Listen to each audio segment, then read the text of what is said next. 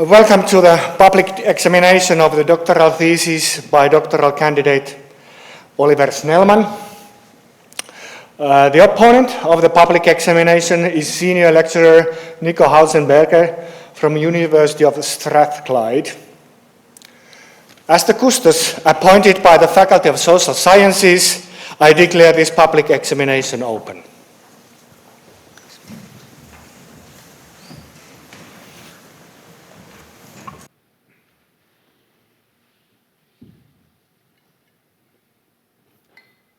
Honorable Custos,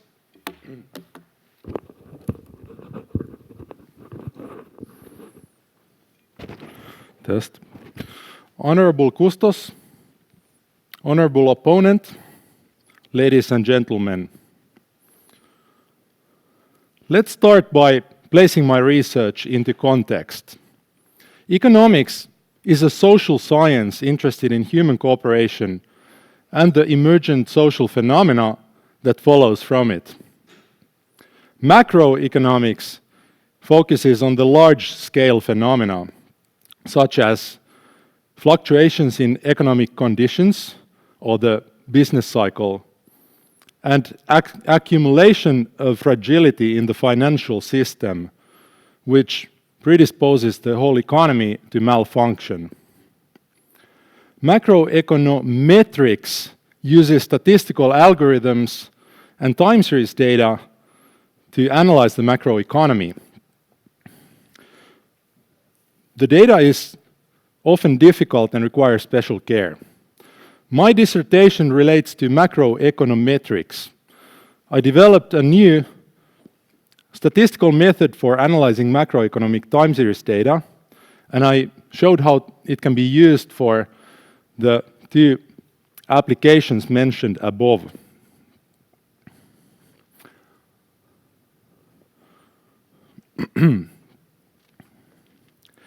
We are constantly forced to make very consequential decisions regarding fiscal, monetary, and macroprudential policy.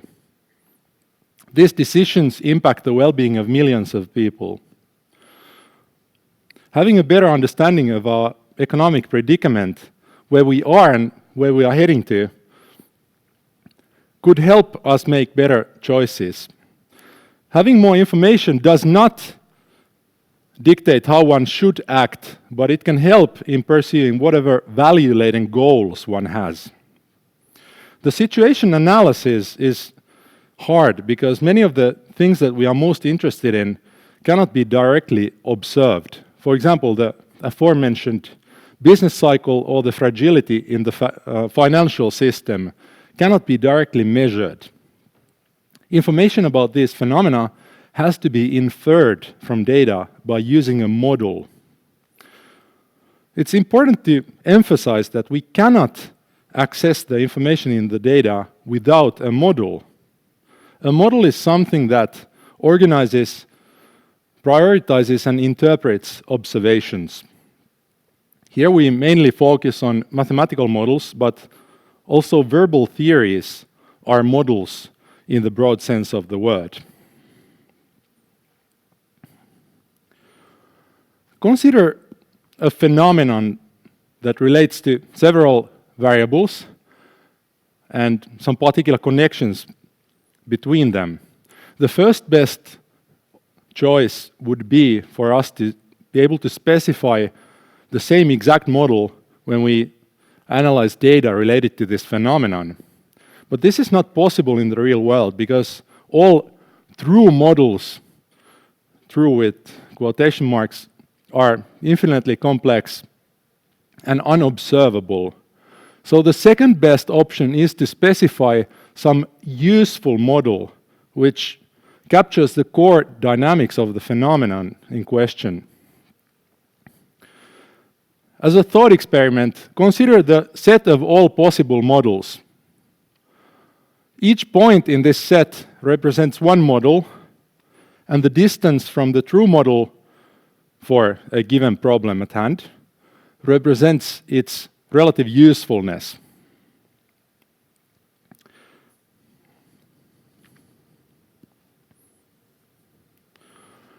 There are, broadly speaking, two approaches on how to select one model from this set, the conventional approach and the machine learning approach.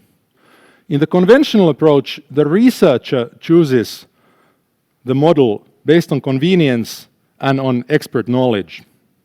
This amounts to picking up 1 point from the set. The model can then be expanded and adjusted based on preliminary exploration of data if needed. In the machine learning approach, the model selection is outsourced to an algorithm which can learn autonomously complex ways to represent the data. This amounts to starting from the set of all possible models and then narrowing down until we converge to a point, select one model.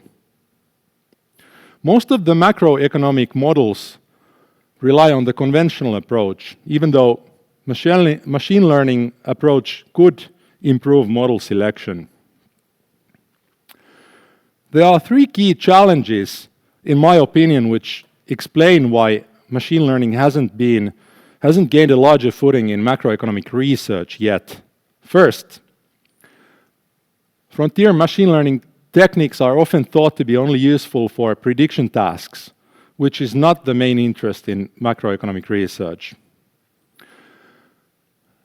Second, training a neural network tends to require a lot of data, whereas the data sets in macroeconomics are often small. And finally, it's important to be able to interpret the results from a model in order to combat spurious correlations. And many of the powerful machine learning algorithms are thought to be black boxes. My dissertation addresses these 3 challenges. Let's go through them one by one. Prediction means extending observable variables into the future. Long-term prediction of the macroeconomy is infeasible for several reasons. The data is limited, the underlying dynamic of the economy keeps changing, and people tend to react to predictions about themselves. But most importantly, the future is drastically impacted by geopolitical and other surprises which cannot be predicted.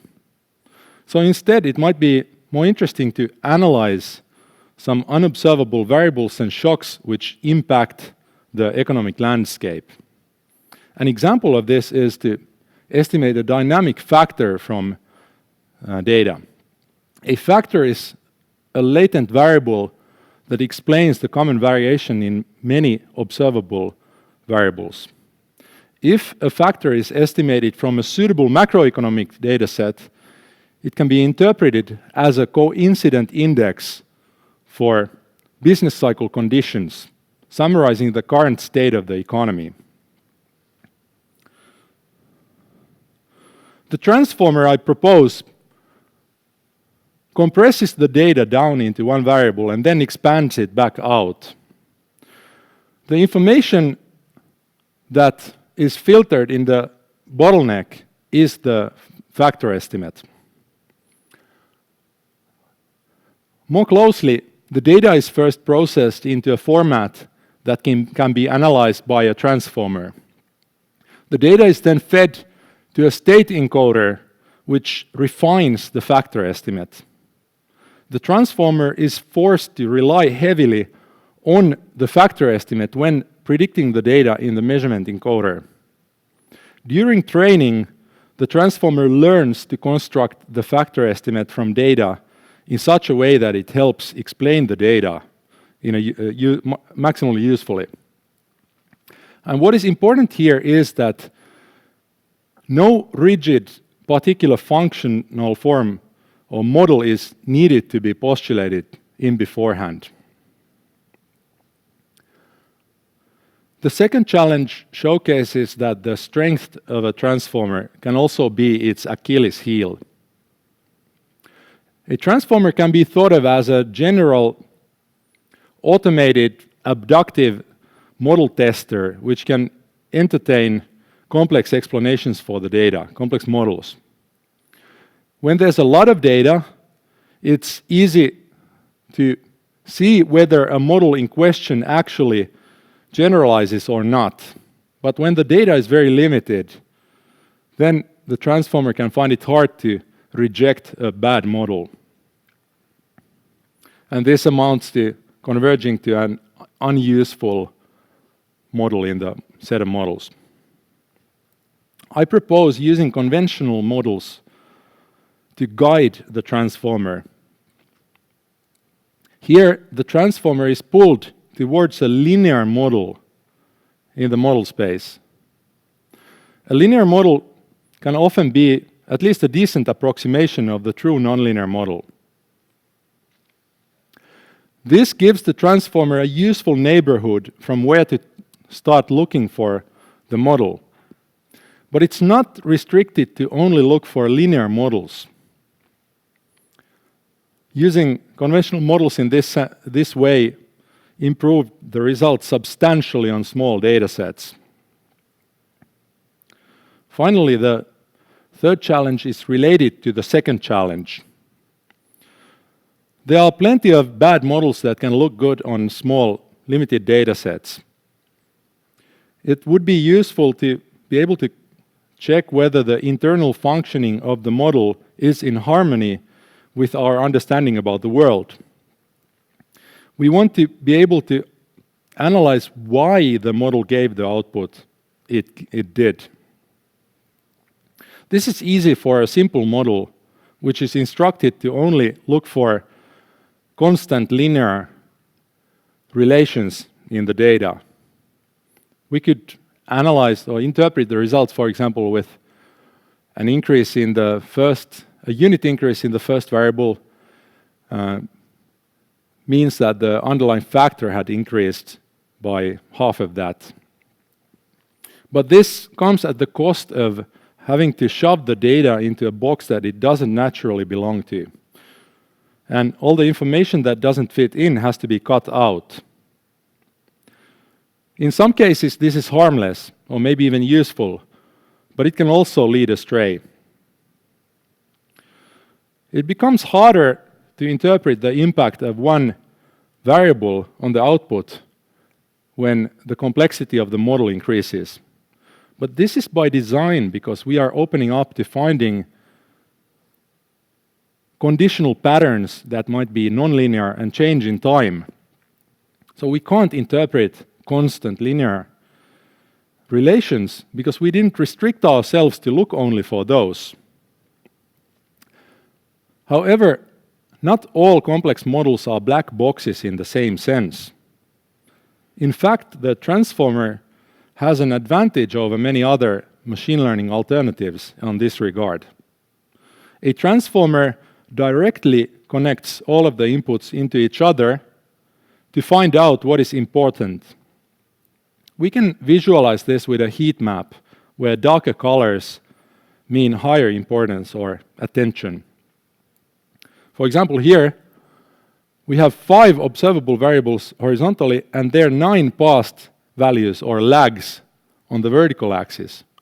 And we can see that the transformer deemed the most recent values of the first and third variable most important when constructing the factor estimate on one particular period. I customize time series specific tools to analyze how the attention pattern changes over time. Here we can see that initially the transformer has found a steady pattern of how to quite equally combine the information in the 5 variables, which then suddenly abrupts. And in the aftermath, one of the variables raise in importance relative to the others. This can hint at a regime shift. If the attention pattern, the volatility of the attention pattern increases, that can hint us about an increase in the uncertainty. We can also use this tool to analyze, evaluate narrative checks. For example, whether a shock was more related to demand or supply side by checking which variables jumped in the aftermath. We can also follow how the attention pattern for input lags change over time. And from these spike patterns, we can infer that an influential event or a shock took place. Because when the event happened, the attention to the most recent observations increase. On the next period, the attention to the second most recent observations suddenly increase, because now that holds the information about the same influential event, and so does the shock propagate through the lag structure. If we zoom out, we can evaluate how frequently this kind of spike patterns occur in the data and infer how thick-tailed the stochasticity of the underlying process is. If, for example, the most recent or more recent lag positions rise in importance permanently, that can hint us that uncertainty increased, because in that case, the more recent observations become more influential and informative.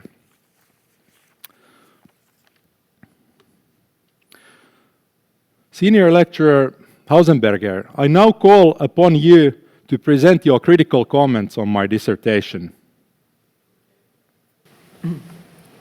Yeah. Oh. Thank you very much, Oliver, for this great summary. So excellent. So it's a pleasure for me to act as an opponent today in front of colleagues, family, and supervisors. So based on this excellent summary, I basically want to follow up on this broad picture, what we basically aim to do as a macroeconomist or a macroeconometrician, and what challenges we're currently facing in the current environment. So basically, we as a researcher, these days, we are in an era of big data, right? So we have conventional data available like GDP growth, but also unemployment, the conventional measures. But apart from that, we also would like to learn from text data, high frequency data like interest rates. They are basically available on almost on a basis within a minute. So lots and lots of information is available. And also in terms of text data, you can think of central bank speeches of around important events concerning monetary policy. And of course, we have this desire and basically wish as a researcher and policymaker to exploit as much information as possible, right? That's kind of the demand we have on our models, because this information could be useful to train our models, so to say, for structural inference, but also to produce better forecasts. And if you produce, for example, better forecasts for inflation, this also shapes expectations of the public. And you're probably all familiar with the recent episodes of high inflation, of high surges in inflation after the Ukraine-Russian war, basically, and the energy crisis. So expectations matter a lot. And we need to anchor these expectations by having good predictions, good macroeconomic forecasts. And how does this now relate to Oliver's thesis? He basically proposes a very flexible and advanced time series model that helps us to essentially disentangle the good information from the bad information. Because in terms of good information, we usually call them signals. And in terms of bad information, this is basically just interfering noise. So that's essentially the goal. It's basically working like a human brain. We just need to filter the most important information. And that's why it's so important to rely on flexible, advanced machine learning techniques to basically soak or distill the most information out of the data. So essentially what Oliver does, dimension reduction is key. He distills all the information to a single factor. And of course, because all the macroeconomic time series, they feature dynamics. So hopefully our factor that we kind of drives all these series, hopefully is also dynamic. So because we have this notion in mind that just a few fundamental forces somewhat drive all the observed data and observed series.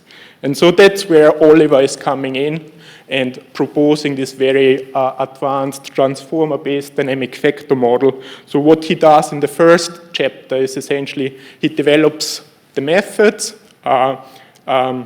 very advanced, and in the second and third chapter, he basically applies them to real macroeconomic applications, or not just macroeconomic, also finance. In the second chapter, he basically obtains a factor that mimics the business cycle. And in the third chapter, he even extends the methods to so-called pendle theta, because we are not just observing macroeconomic time series for one country, but multiple countries. So we sometimes wish to model them all together. And that's where he basically, in the third chapter, he obtains financial fragility measures for each of the countries. I think that's kind of the main important points in terms of summary. I'll probably now need to follow up with some questions.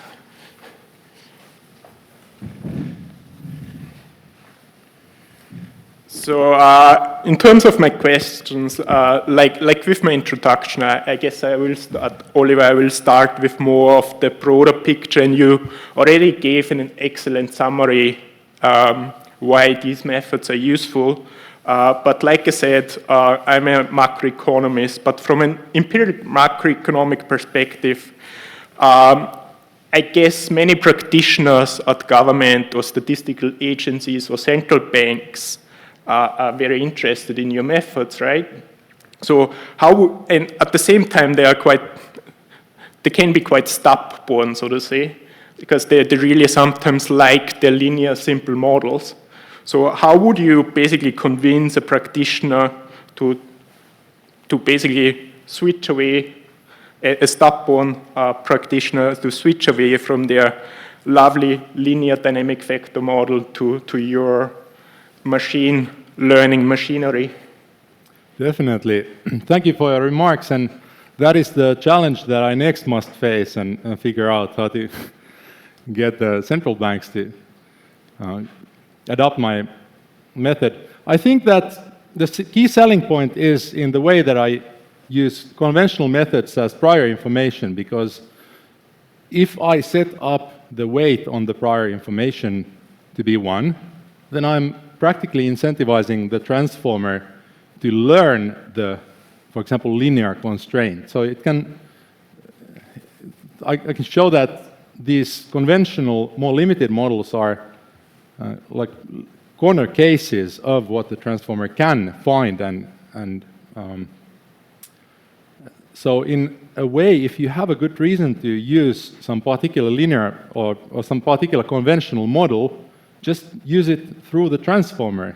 You can embed it in the transformer and get the same results if you have a strong prior, and if you relax it a bit, then you might get something even better. Okay, that's a good kind of point, because I guess it's always important to somewhat nest simpler models in our complicated machinery and somewhat actively push a very complicated model towards a simpler specification. So, kind of following up on this in terms of, because you mentioned you center somewhat your model around this linear model. If you take macroeconomic data, how it's kind of evolving, you have the Great Moderation, you have the Great Financial Crisis, you have the oil crisis, you have COVID. When would you expect most these factors to be actually non-linear and not the linear specification dominating? That's a good question. The real world is definitely not linear or Gaussian, so that should also be quite a good general selling point, that if we have tools that we can use to uncover more complex, more realistic dynamics, then we should use those. And perhaps it's these unusual regimes where the nonlinearities really kick in. Like many nonlinear processes can still masquerade as linear or some mildly mannered Gaussian processes for some time, but then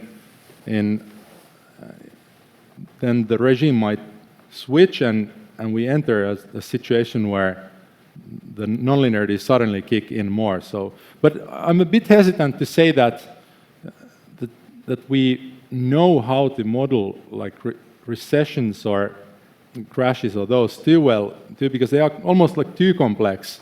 So most tools break anyway in that kind of scenarios, but maybe we can still do a bit better by having something that can accommodate a bit more nuanced conditional nonlinear patterns.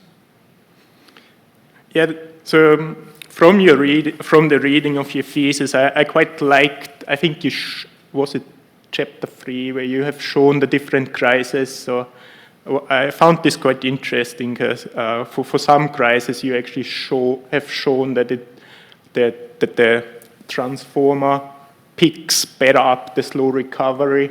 So that's, I think, the notion that would be my prior as well, that probably during the great moderation, during normal times, we don't really need this whole machinery, because during the great moderation we had our 2% inflation, we had 2% GDP growth. There's not much non-linearly going on, but during crisis, I guess, and like early warning, like picking up the signals quite quickly, I guess, then you definitely need more flexibility. So I quite like this part, and I guess that's the part where flexible machine learning is definitely superior to classic linear models.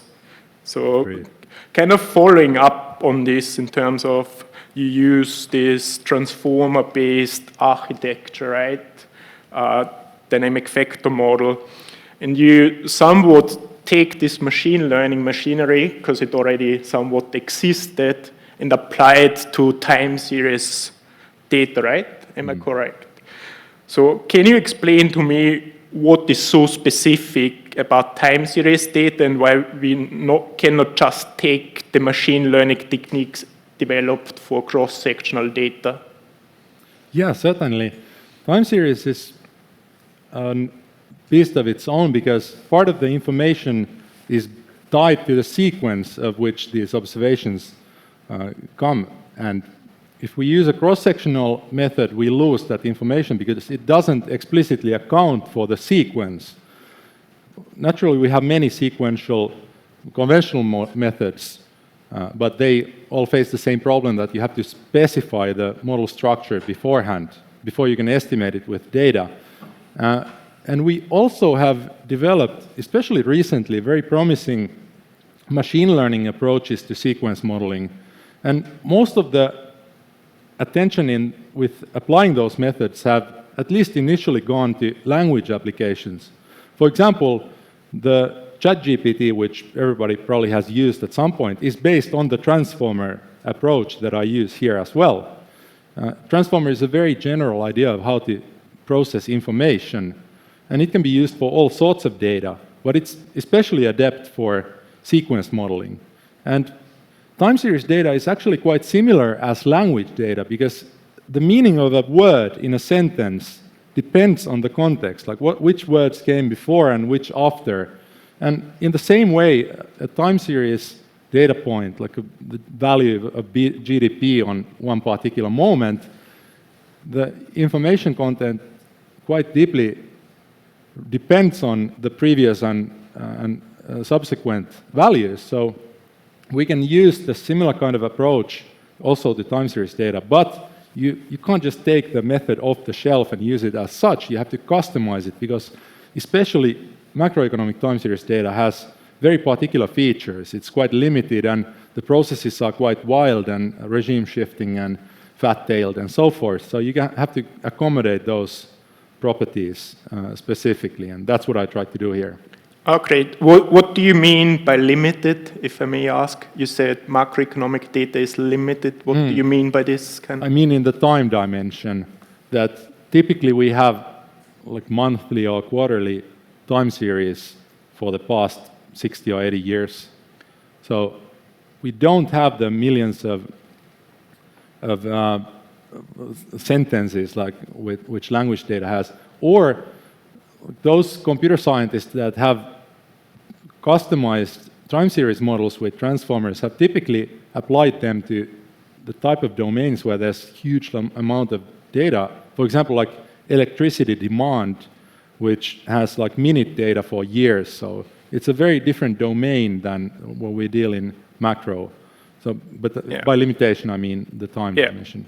So, and that, I think that's always important to bear in mind, like we just have a couple of hundred observations when we speak about macroeconomic forecasting. There's not much information available. I guess only in the final chapter, you at least try to borrow information across countries. So yeah, I had like 20 countries and 20 variables, so I tried to expand it. That was also necessary because I used the systemic crisis dates as training examples of excess fragility, and those are so rare that you can't just do it for one country at a time. Yeah, so like black swan events, like you don't have a lot of events and a lot of identifying signals.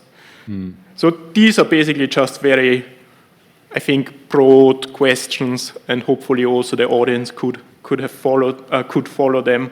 Now I'm coming more or less to your heart of your thesis, and I think you even mentioned it in the first chapter. You stated that the attention mechanism is the heart of the transformer. So can you somewhat intuitively walk us through this key mechanism and how it works and how it makes the model interpretable? Yeah, certainly. I saw a quote somewhere that the equation describing the attention mechanism is the most beautiful equation in the past 15 years. Perhaps I agree, even though that's quite nerdy to say, but the attention, so transformer is almost simpler than many previous workhorse methods because it just directly connects each of the inputs to each other. And this is done in the attention mechanism where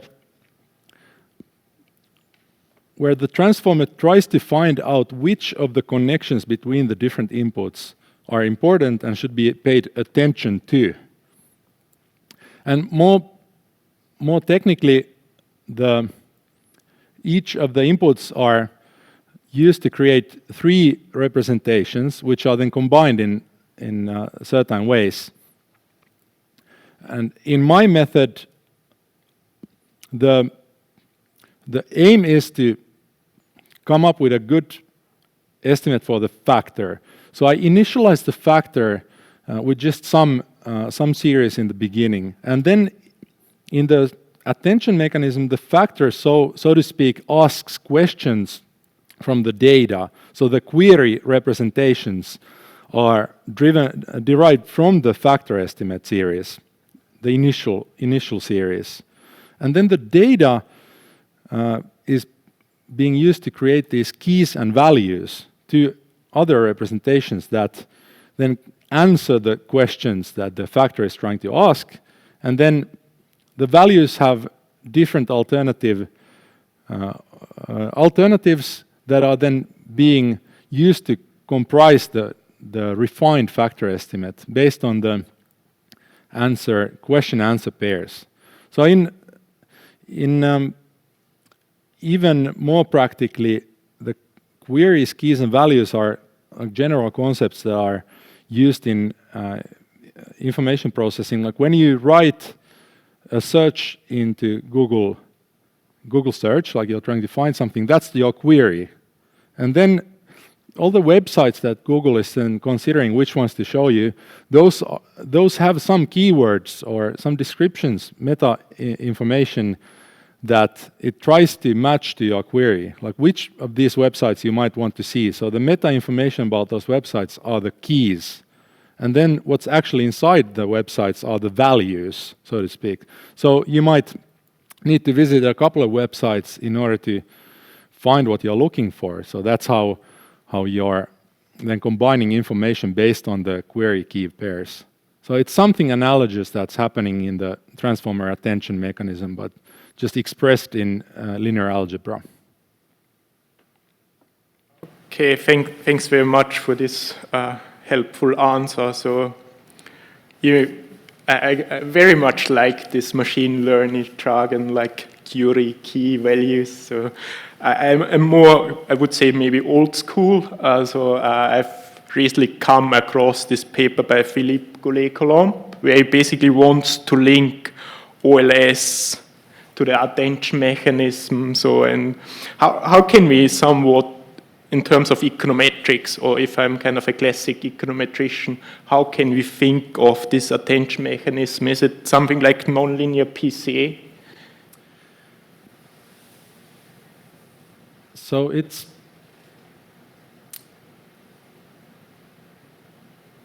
well, first it's important to state that it can't be interpreted causally. So it's a way to try to peek under the hood what the method is trying to what is being paid attention to. But it's not a description of the causal mechanism, how a variable causally impacted the output, and it also doesn't directly tell us what the magnitude or the direction of the input was, so it's somewhat of an abstract concept. In language data, the attention matrices, for example, tell that a particular word is linked to other particular words in the same sentence and the previous one. So it kind of makes sense if I say that I was born in France, the classical example, and then a couple of sentences, and then in the later sentence I say, and therefore I can speak, and then you have to predict the next word. The transformer can then find that the meaning for this word should be looked from the previous sentence where you said you were born in France, so therefore you predict the word French. So it kind of tells how the meaning of the output is derived from the other inputs, but I'm not sure how to, can it be directly translated into some conventional techniques? So we couldn't just first something like apply linear principal PCA, obtain a couple of linear principal components, and just throw them through a neural network. Is this how intuitively a transformer could be explained? Like first PCA, squeeze the dimensions, and then apply a nonlinear function? Do you mean like, is that analogous to what's happening? Yeah, basically just if I don't have an idea how a transformer works, and I know principal components well, and know nonlinear PCA well, is this how I could think of a transformer? Do you mean the output from the transformer? Or the attention mechanism, yeah. Attention mechanism. So, sorry if I'm confusing terms now. I'm not sure. So basically, what I'm saying is, how can it be related to this? What's the difference to an autoencoder, for example, where I basically non-linearly compress data? What's the difference between the attention mechanism and... There's a similarity in the structure to autoencoders, because I have the information bottleneck. Yeah. That's kind of the key way to identify the factor and then reconnect it to data. But the key difference is the attention mechanism that enhances interpretability. I'm not sure how, like, if you mean just like a vanilla autoencoder with like normal feed-forward networks, or... I mean, if I think of principal components, I also obtain like the eigenvectors and the eigenvalues. And if I have the principal components and I have the loading, so those are also somewhat interpretable. And I guess nonlinear PCA is also somewhat interpretable. I just try to somewhat connect the attention mechanism to kind of nonlinear versions of PCA, which is very simple. From the top of my head, I can't comment on that necessarily, but the query key pairs in the attention matrix, those are a measure of the cosine similarity between these two representations that are derived from the quantities of interest. The nonlinear transformations that are being applied to those then create the attention scores that you can visualize, which sum to unity.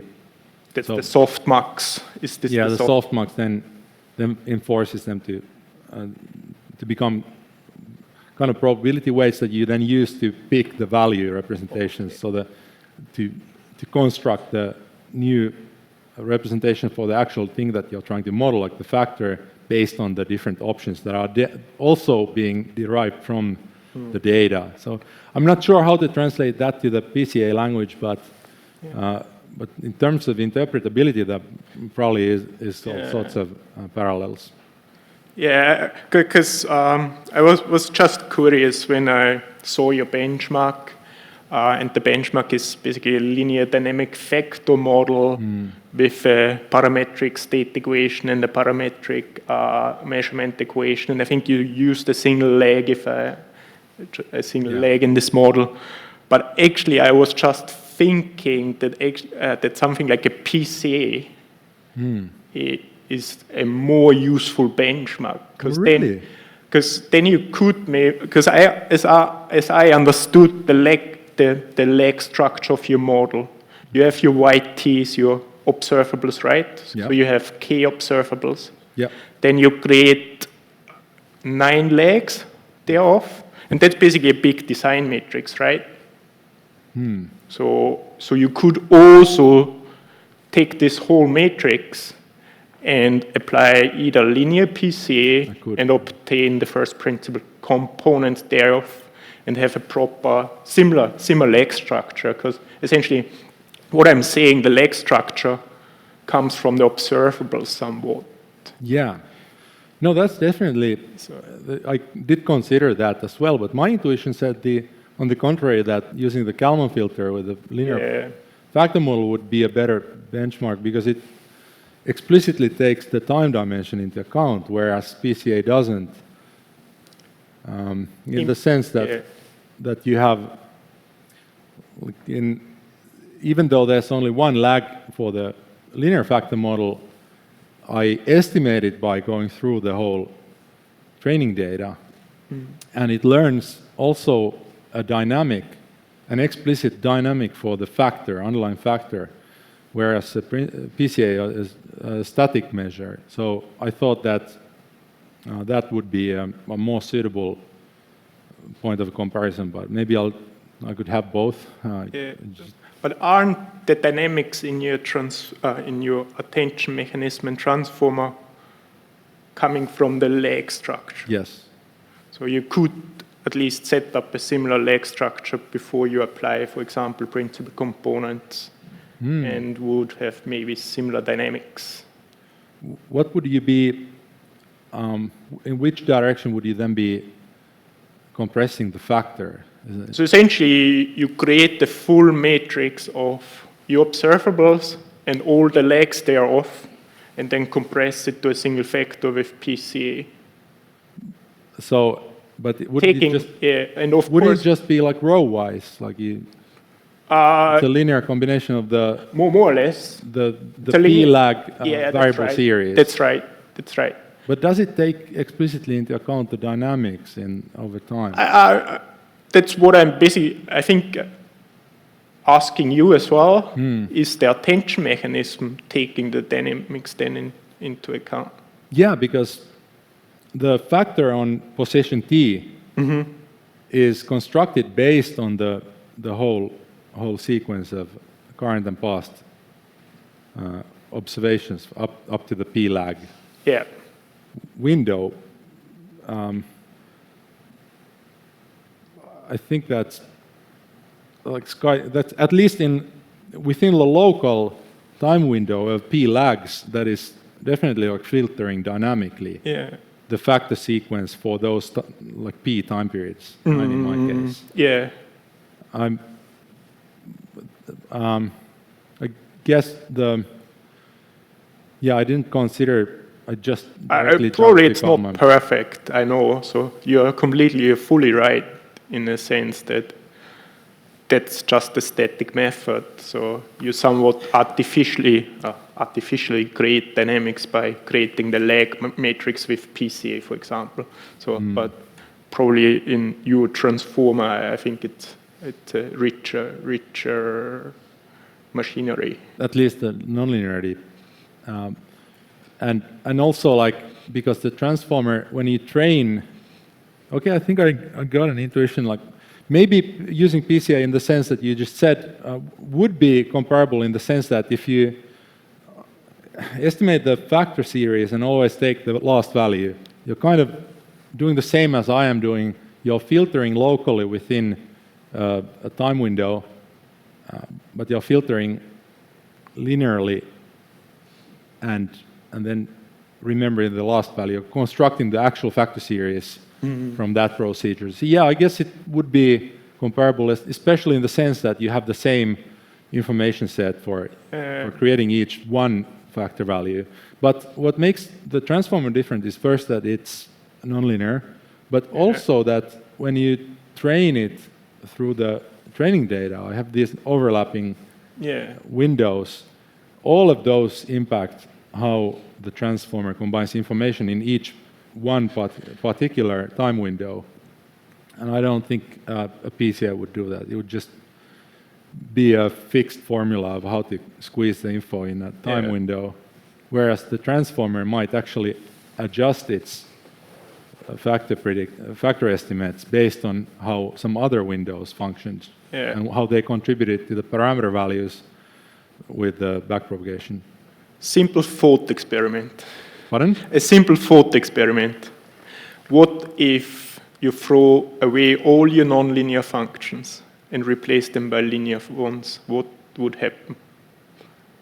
Do I get back PCA on? Probably you don't. Just. I guess with some costly extra steps. Yes. But that's kind of like removing salt from the steak. No. but yeah, I guess it like if you just have linear operations, it must be a PCA. Just wrapping my head around what the transformer basically and what this attention mechanism does by kind of being an applied econometrician. But I still think that even if it's linear, it's so in PCA you want to create a linear combination of the columns of your like P times K input matrix, and it's always the linear combination of the columns which explains the variance the most. Yeah. But I suspect that still in the transformer you would based on. Because it has so many more steps on how to actually.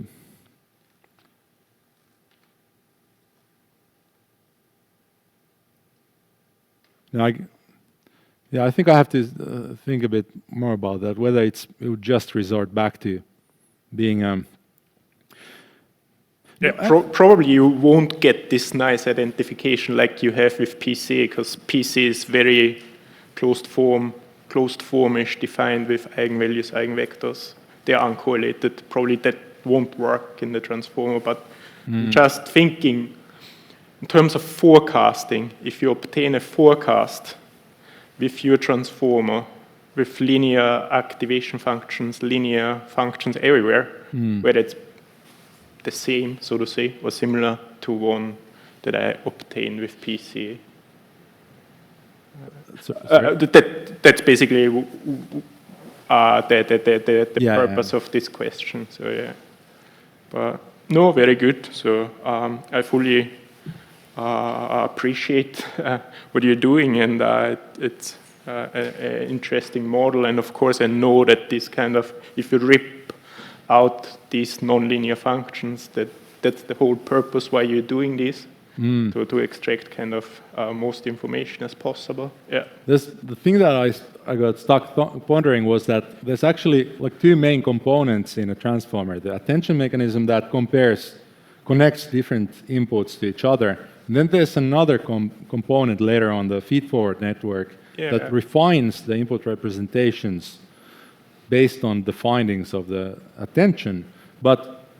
And in a way, the feed-forward network can also store information about the world. That's one hypothesis for the success of some large language models, for example, that they can also predict the next word even if it's not in the sentence that you are querying. And so they might store information about the other time periods and functioning and detect some patterns and then augment the representations based on those. But if you rip away the nonlinearity there as well, I'm not sure if you're just left with a bunch of linear operations after each other. So they kind of, you could just represent them with one linear operation in a sense. So but yeah, it's kind of would be the purpose of the whole nonlinear machine learning. No, I'm basically just wrapping my head around this model because, yeah, it's very interesting, of course. And you somewhat you were already speaking of this neural network that's also kind of incorporated in the transformer. And probably I've missed it. Maybe I've missed it during reading your thesis. But how deep, how many layers does this feed-forward network involve? Only 3. 3. Well, I mean 2 matrix multiplications. So there's one hidden layer. Yes, and that's the one already applied in the attention. No, that's different. It comes after the attention. There's and like a separate. This specific feed-forward network has 3 layers. Yes. I mean, if you draw it out graphically as a neural network, it has 3 layers, but it's 2 matrix multiplications with linear ones. With nonlinear activation in between that are nested inside. But that's one. So each encoder stack. So there's 2 encoder stacks, and with, in principle, several subsequent encoders. But I just specified one for both, the state and the measurement encoder. And both of those have the attention modules and then the feed-forward module. So it kind of, the feed-forward module gives more power to the method and can add some nonlinearities and detect some peculiarities that was uncovered in the attention. But so now it's relatively fair to say that you essentially have estimated a relatively shallow model, not a very deep one. Have you experimented with the number of layers inside your feed-forward network? Yeah, that's it's shallow also in the sense that I only specified 1 encoder per stack. Like you can have 10 if you want to, 100, but that should be comparable to the amount of data that you have. And I found that 1 seemed to be enough, and it's also simpler to explain that way. And the feed-forward network is quite standard in that sense. I don't think that it's common to have more layers there, because if you want more power, you'll just add more encoders. So it's also useful not to overpower the feed-forward network, because I wanted the attention mechanism to do the heavy lifting, because that's the place where different inputs are connected to each other. Yeah. That's the only place, actually, because I also just have like a simple projection back to real numbers by the end of the transformer, which just collapses the vector representations for the inputs back to real numbers. So it's important to have the feed-forward network there, but I didn't even want to specify it with too much power. I think it's perfectly sensible, especially with macro data, because I don't think very deep models will do a good job. That's what we typically find. So yeah, that's. But I was just curious whether you have experimented with this, and if you say more and more encoders, does it essentially mean you make your model wider, so to say? Is it more like, because if Deeper. you, so it's basically composite functions after composite functions. So it's, Yeah, yes. okay. Yeah, that might help or is very helpful actually, if you have enough data and the data is complex enough, because each subsequent encoder can learn further abstractions Yeah. and work on the basis of the representations that the previous encoder had Yeah. refined and specialized. So it's truly nested within, the encoders are truly nested within, Yes. within each other and not kind of parallel. No, they are nested. One happens after the other.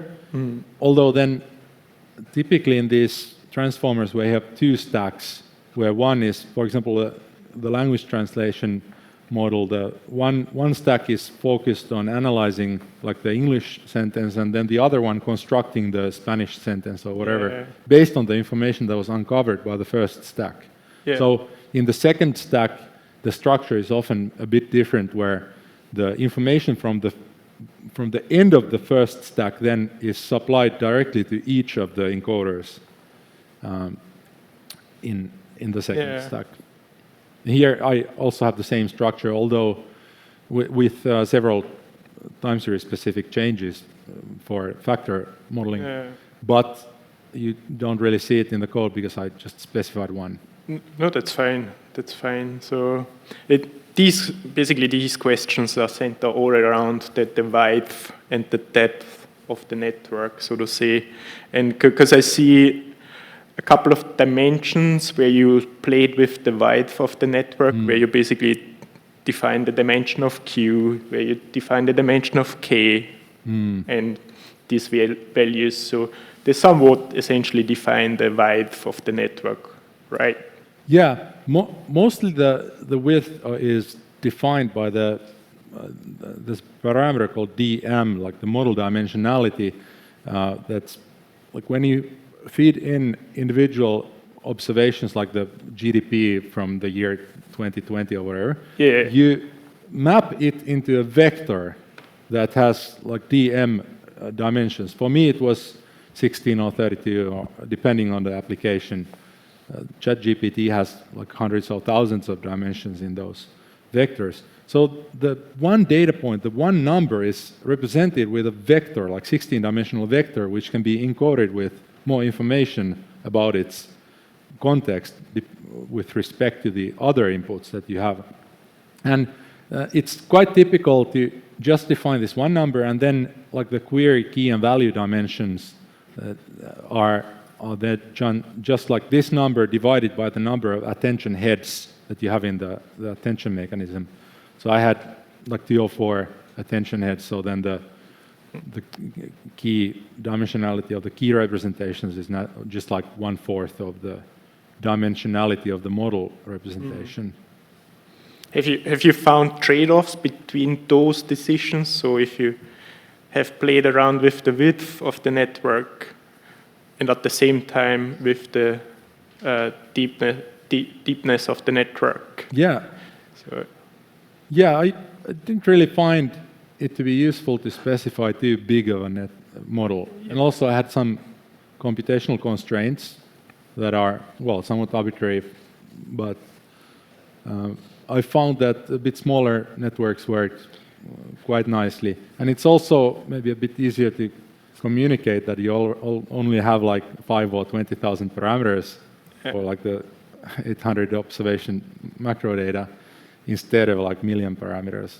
yeah. Although the double descent literature seems to suggest that you should probably just go big anyway. Oh, okay, fair enough. Yeah. Yeah, you mentioned, especially in the applied chapters, chapter 3 and 4, you mentioned a couple of choices, like I just said, these dimension choices. So very specifically, at some point you mentioned this search algorithm or discrete search algorithm. How in terms of computational costs, how computational intensive was it to run such a search algorithm to nail down your main parameters? It's very expensive. And for that reason, it's not too common to conduct like all-out grid searches if you have like 10 hyperparameters to tune or something. So I first fixed the size of the network. I just chose one encoder per stack. That seemed to be enough. And then I chose a somewhat modest size for the model width as well, like 16 or 32 parameters, to keep it computationally feasible, but to still have enough power to actually find some nice representations. And then I just fixed the, I chose some conventional solutions, like the number of attention heads I specified to be 4. Some say that 2 might be enough for such a data, but I found 4 to be better, so that they can focus on different subspaces or dynamics. And then the regularization terms, I didn't quite run a grid.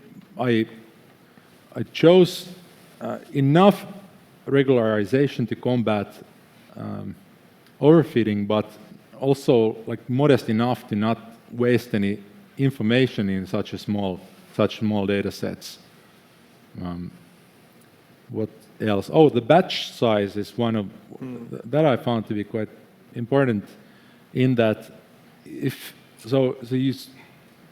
transformer processes these like matrices of data, like small context windows, and it takes multiple of those at the same time, like 32 or 64, calculates how the cost for each of those and sums them up, and then uses the average cost to backpropagate and update the parameter values to function better in the future. And if the batch size is large, then it becomes computationally faster to train the transformer, but also you might even out some peculiarities that might be local in the data, because those just vanish in the large pool of samples. If you have 2 small batches, then it's just very wild and bounces here and there. So I found like some quite small batch sizes to be good, like 32. And given within this area of optimal space of parameters, so to say, how robust has the factor estimation been? Was it very robust or very erratic in terms of minimal choices to these key parameters? The key hyperparameters did impact the results, so it's they do definitely matter how you choose them. Not necessarily like minuscule changes, like especially in the model size. I don't think it should matter that much if you have like 30 or 35 parameters in the width dimension. Also, the number of encoders, it shouldn't really make that big of a difference with that kind of data. But especially the regularization terms, like the L2 norm, the ridge regression and dropout and learning rate, those do matter for the results. And I think a bit more consistency and care should be and could be made in the future to make it even more robust and systematic on how to choose those parameters for the data. Have you also somewhat observed regime switches in terms of these hyperparameters, like when you enter recession, that you needed completely somewhat different hyperparameters compared to normal times? I don't think it's necessary to change the hyperparameters. I think it's enough that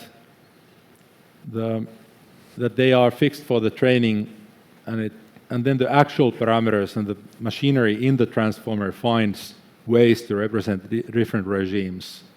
So I haven't considered changing actually I don't even know how they could be changed, because there would have to be some sort of feedback mechanism, like a parameter that triggers a change in the hyperparameters. But hyperparameters mostly just govern the complexity and the training process. So if you have enough power for the data to learn also the regime shifts, Yeah. and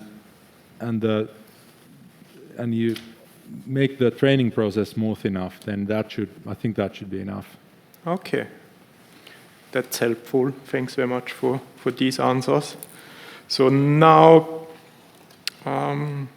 coming to one very important point, which I also somewhat mentioned in my report, and you also have shown on the slides, you typically compress the whole information down to a single factor. Have you also thought about relaxing this assumption to allow for maybe 2 or maybe 6 factors? Because I guess that's the typical amount of factors we need to, for example, describe the macroeconomy in the US if you take the whole Fred MD data set and 200 series. Yeah, that's a very good question.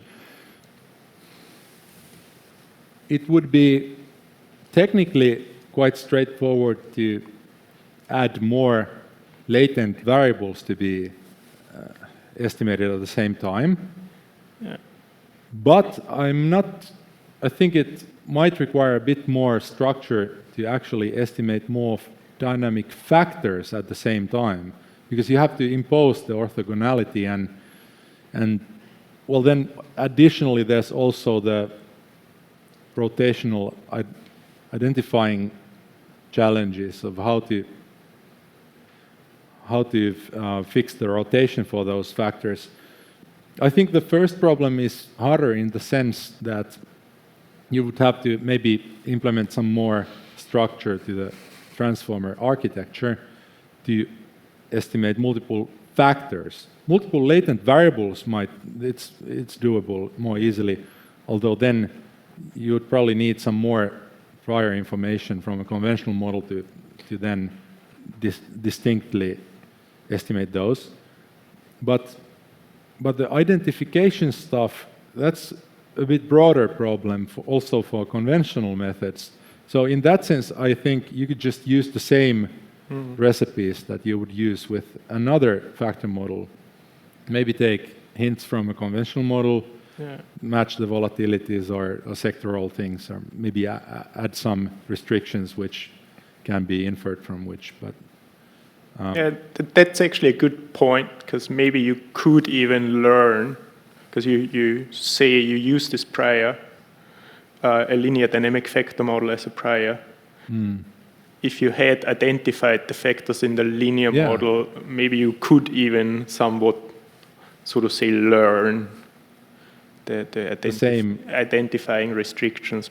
But yeah, you could actually, that would be an easy, at least an easy preliminary solution to just use all those factors that you identified with a conventional method as the prior information for several factors that you are then pinpointing with the transformer, and start with a very strong prior information component that just incentivizes the transformer to learn those particular restrictions, and then loosen it up a bit and see how much the results change.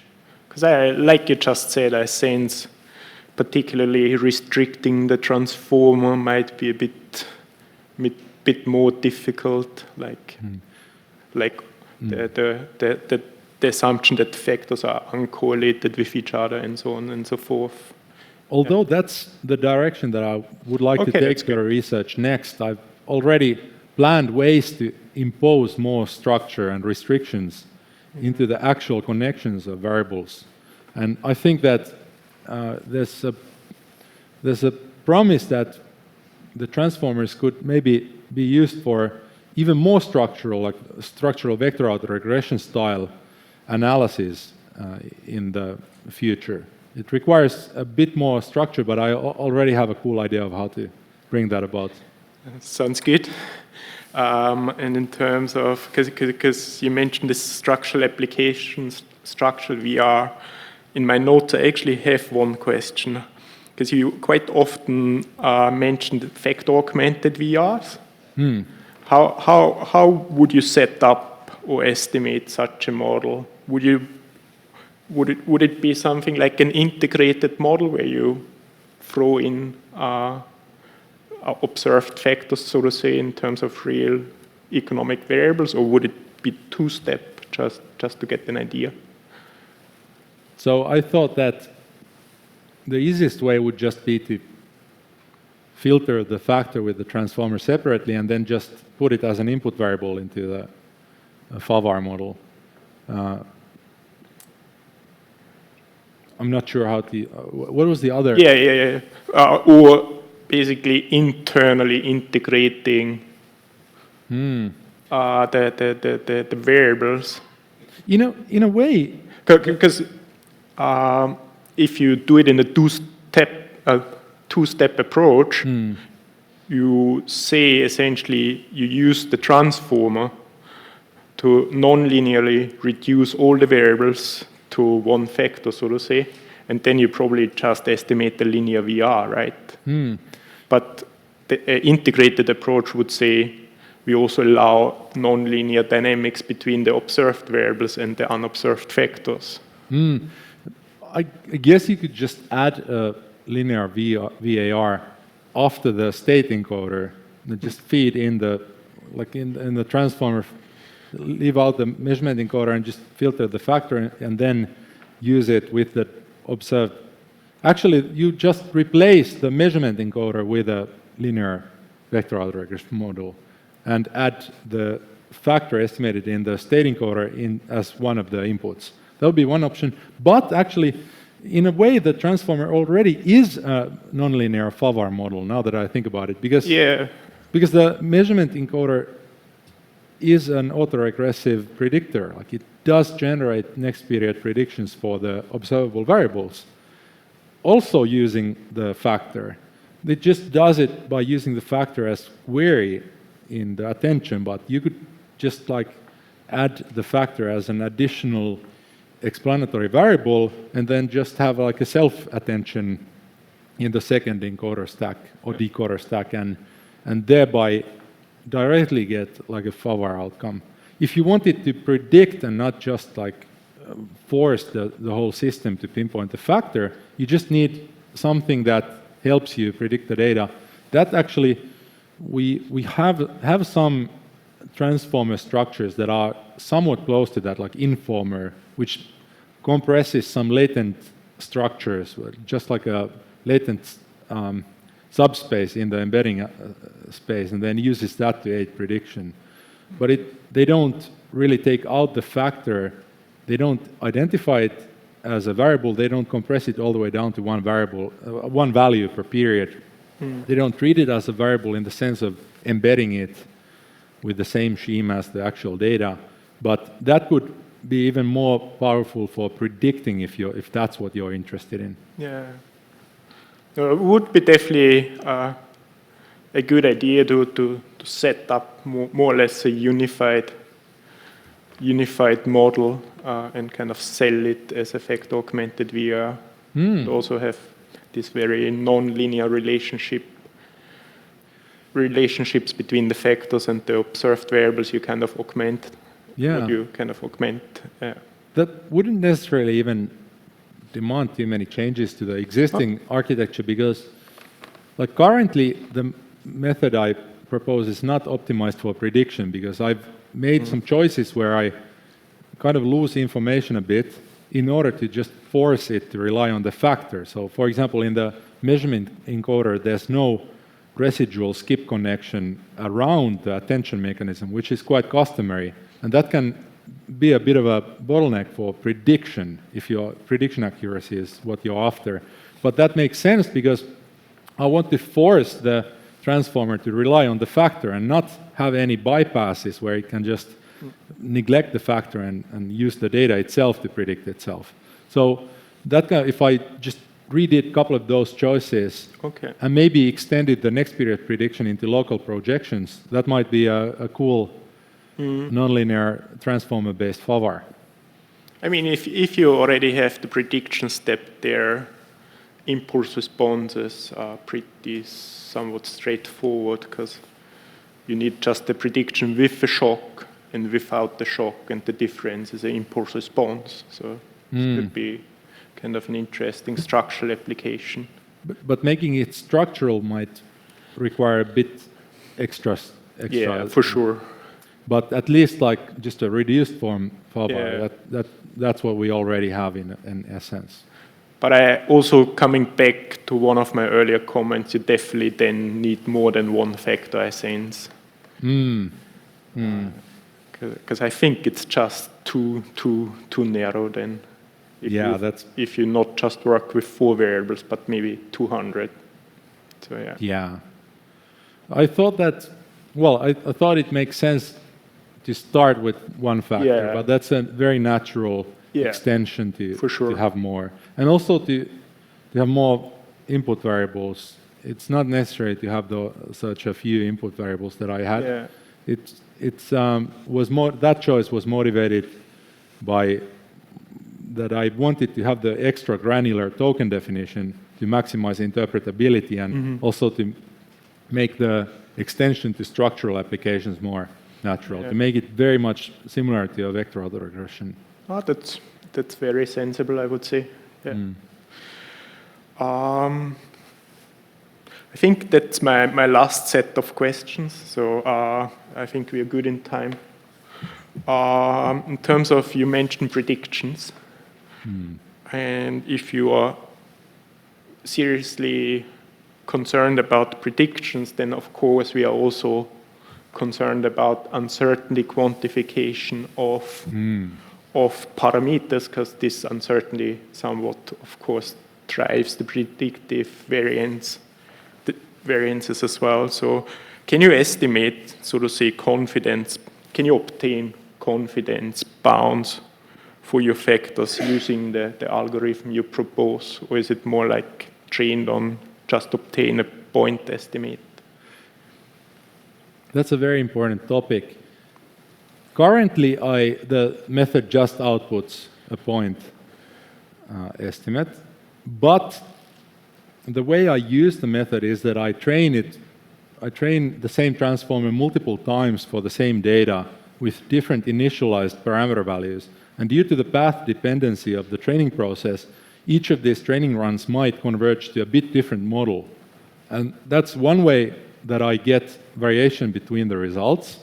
I take the piecewise mean over these runs, and I also use the variation across the training runs as a metric for a certain type of uncertainty in the training process. It's not quite what you asked in the Bayesian sense, but that because I don't get distributions for the model parameters, but I get a kind of touch upon evaluating the uncertainty across model specifications, given some broad framework.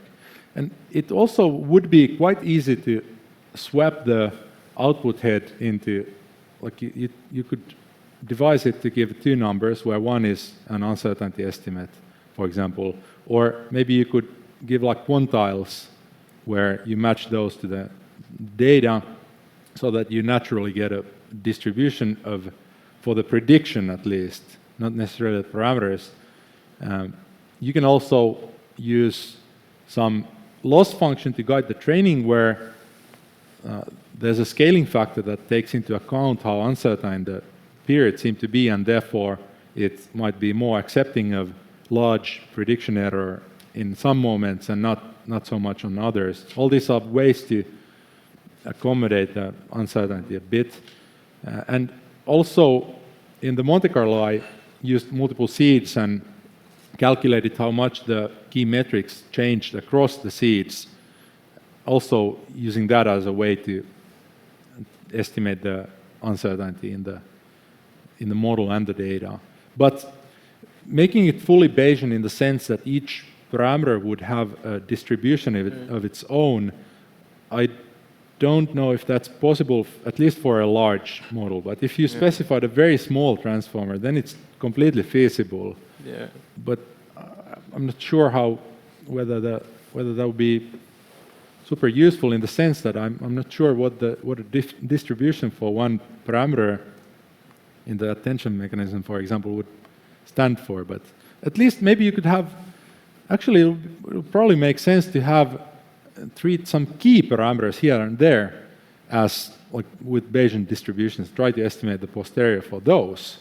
That actually might be useful and also computationally completely feasible. Yeah, I also sense it might be more a computational issue that a fully Bayesian version might not work, but I've come across a couple of these algorithms, like you could maybe use variational Bayes, like at least to obtain a second moment, and something like this, I guess, maybe would be a compromise between you optimizers, I guess, and Yeah. the fully Bayesian MCMC simulations. So they are not really transformer models based on variational Bayes or using Bayesian methods, or Bayesian estimation. Not that I know of, Yeah. but the field is moving very rapidly, so Yeah. there might be some new work that I'm unaware of. Yeah, because I guess from a forecasting perspective, it might be just important to not just obtain a point estimate, but also the variance. And also for structural applications, you might want to talk about confidence bounds of impulse responses, Yeah, not yeah. just the mean. Yeah. Definitely. But yeah, fair enough.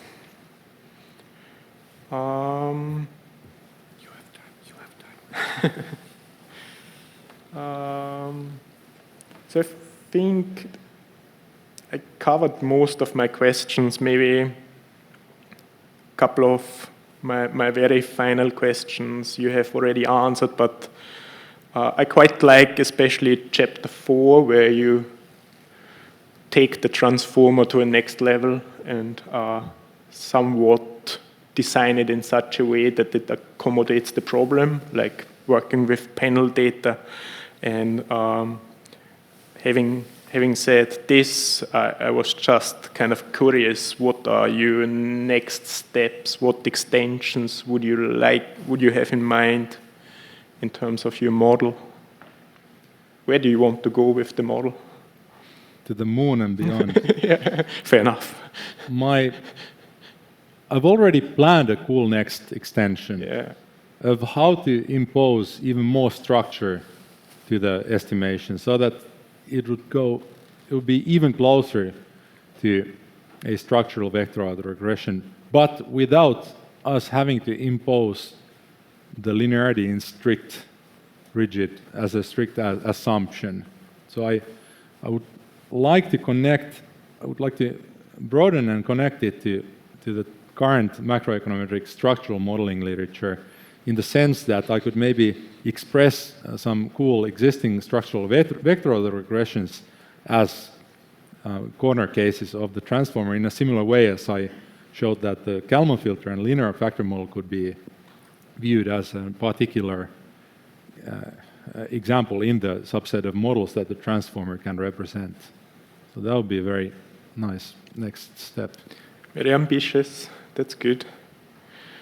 Yeah, thanks very much for all your answers. So, and I think now I'm coming to my final question, and I guess I would like to reconnect to the audience a bit more now, because you mentioned that this transformer-based network sit at the heart of ChatGPT, basically. So, what's your stance in terms of future, in terms of macroeconomic modeling? Will I, as a researcher, will practitioners at central banks just use ChatGPT in the future to model and forecast the economy? Because you're obviously an expert on these models. So.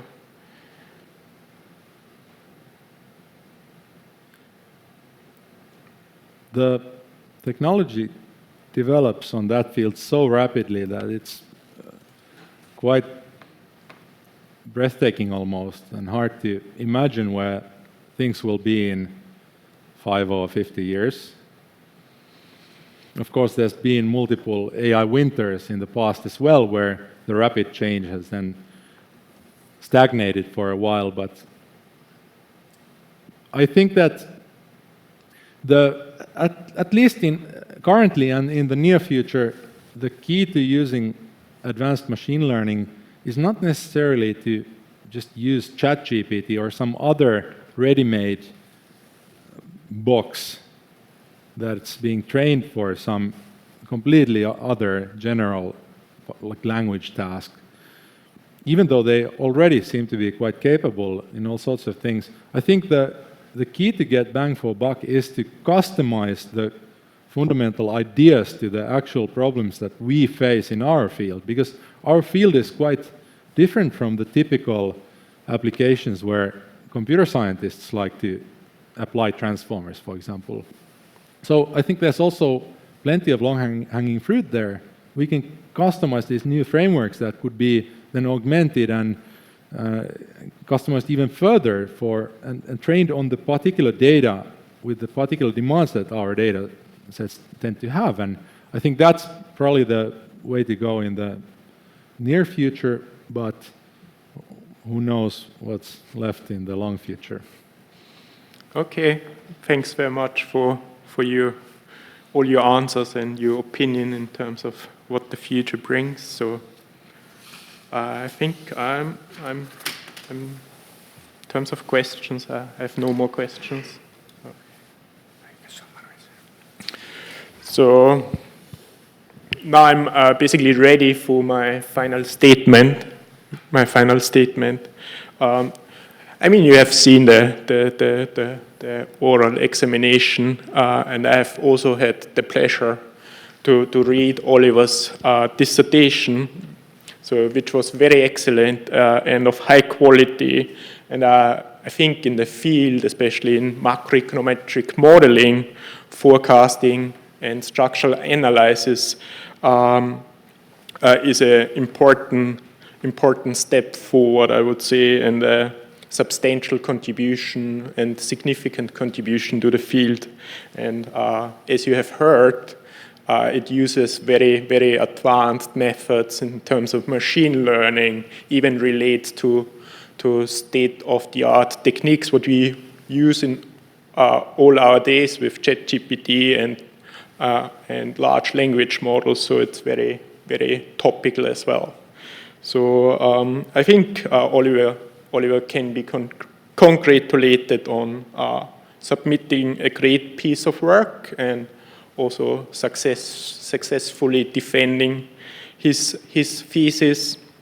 And therefore, I propose to the Faculty of Social Sciences that the dissertation be accepted.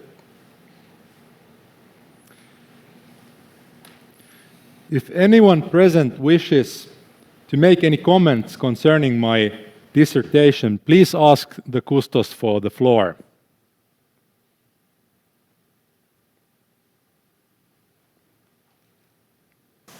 Public examination is ended.